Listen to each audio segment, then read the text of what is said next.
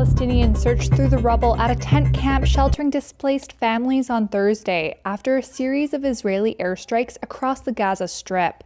Medics said dozens of Palestinians were killed in the strikes, including 11 people who were sheltering here in the Al-Mawasi district, an area designated as a humanitarian zone for civilians earlier in the war between Israel and Hamas. This woman said she heard the sound of airplanes shortly after midnight. As you can see, it is devastation, complete destruction, she said.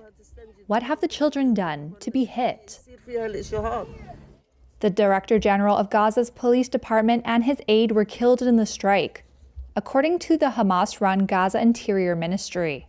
The Israeli military said it had conducted an intelligence-based strike in Al-Mawasi, just west of Khan Yunis. It said the aide was the head of Hamas security forces in southern Gaza. Other strikes included hits on the Interior Ministry headquarters in Khan Yunis and North Gaza's Jabalia refugee camp.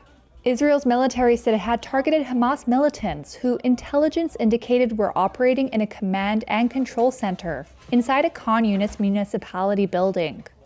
The Israeli military has accused Gaza militants of using built-up residential areas for cover. Hamas denies this. Hamas's smaller ally Islamic Jihad said it fired rockets into southern Israel on Thursday.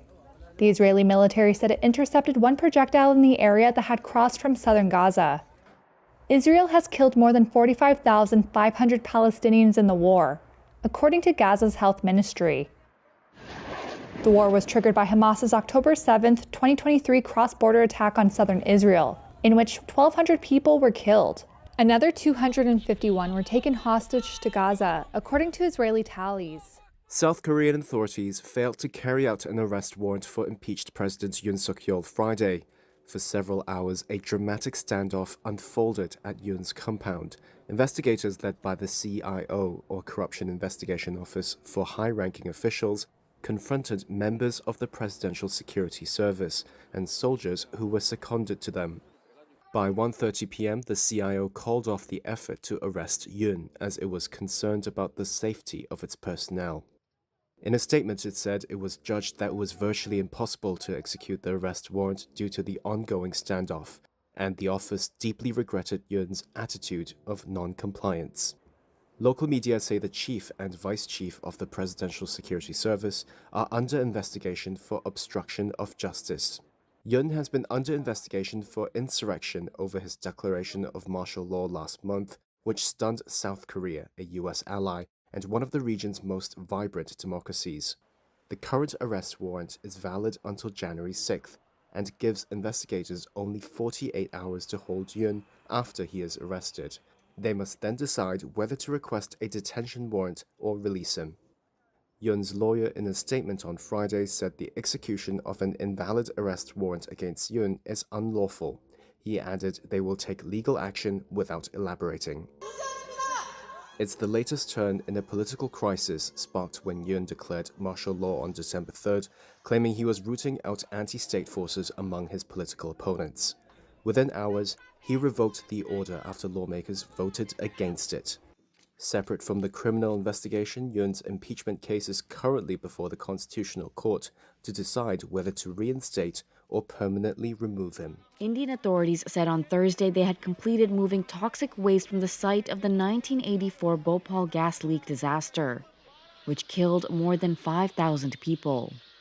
On December 3, 1984, a methyl isocyanate gas leaked from a pesticide factory owned by American firm Union Carbide, poisoning more than 500,000 people. 12 leak-free containers carrying about 370 tons of toxic waste reached a disposal facility about 140 miles away on Thursday. Swatantra Kumar Singh, the director of Bhopal Gas Tragedy Relief and Rehabilitation Department, told Reuters. The Madhya Pradesh state government said in a statement that a trial run was done in 2015 to dispose of 11 tons of waste, and that it will take 3 to 9 months to incinerate the remaining material. Singh said the trial run conducted by the Federal Pollution Control Agency found emission standards to be in accordance with prescribed national standards, and that the process is environmentally safe.